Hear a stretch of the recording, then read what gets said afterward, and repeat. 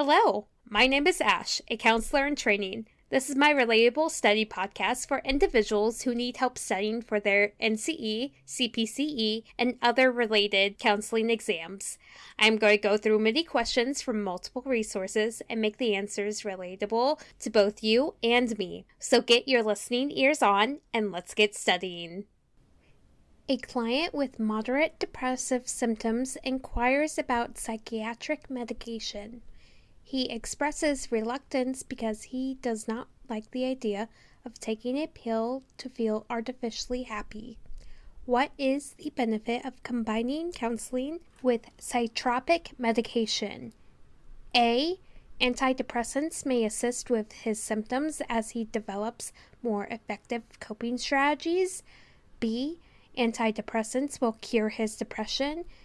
C. Antidepressants will make him feel happy.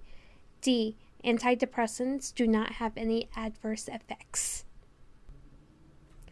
Antidepressants do have adverse effects depending on what the antidepressants are and how they're made. I would recommend looking up different kinds of antidepressants, seeing what they're made of, and the effects they have, so you can be well informed for your clients to give them the information they need. Antidepressants will not always cure depression. It's a work in progress alongside therapy. And again, antidepressants will not make him feel happy. It is a work in progress. So the answer is antidepressants may assist with his symptoms as he develops more effective coping strategies because it is supposed to work alongside therapy with the medication.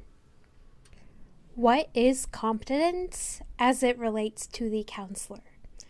Competence is the area of knowledge that you know.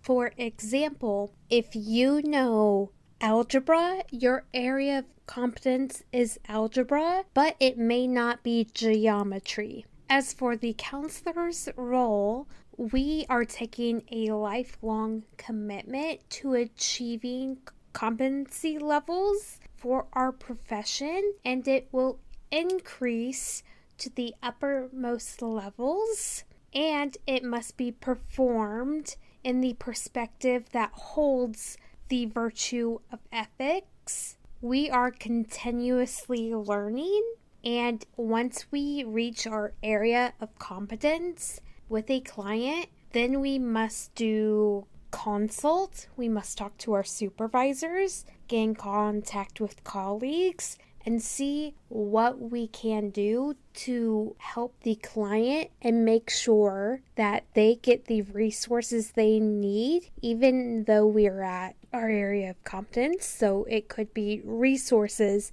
it could be referrals, and so much more. A personal example would be, since I am a counselor in training, I know the basics. In addition, I am also getting a certification in expressive arts therapy, but I will have to learn how to apply my knowledge in the therapeutic setting. And once I reach my competency levels, I can learn a new technique such as EMDR, trauma-informed therapy, CBT. Right now, I only know the basics, but I can learn those.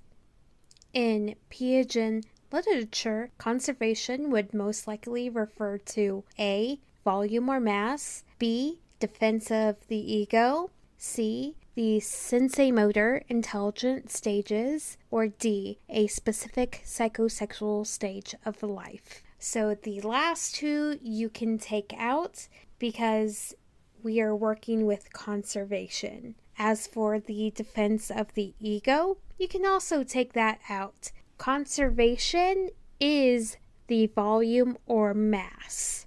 In a previous episode, we talked about the water pitchers and how a tall water pitcher and a short water pitcher, if you pour the tall pitcher of water into the short one, the water stays the same, but the child doesn't know the difference in the tall pitcher and the short pitcher because of the volume or mass of the conservation.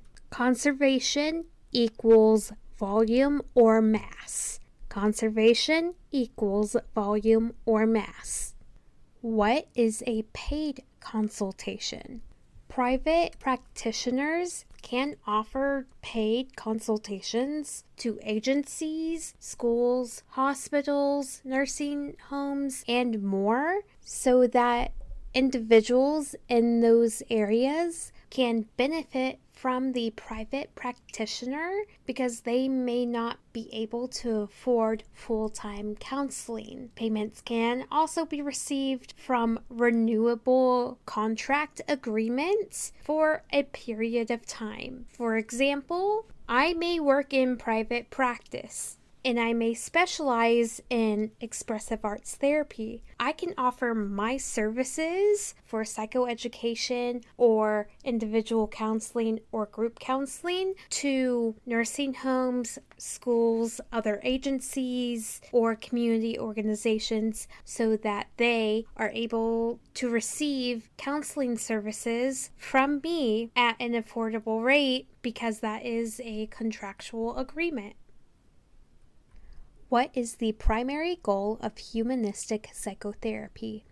A. To help the client gain insight. B. To help the client self-actualize and grow. C. To help the client challenge negative beliefs. Or D. To help the client develop coping strategies. The best way I learned about humanistic psychotherapy is using humanistic as the self. So helping the client self-actualize and grow is the answer because being human, you have to be yourself. Humanistic psychotherapy focuses on the self. Though the other three answers helps with the humanistic psychotherapy, developing coping strategies can be applied to almost all of the theories and modalities. Challenging negative beliefs also can be applied to almost all of the theories, and client gaining insight is one of the ways humanistic therapy approaches the client. But the best one is self-actualizing. And with that, that is our 5 questions. Thank you for listening. Keep calm and study on.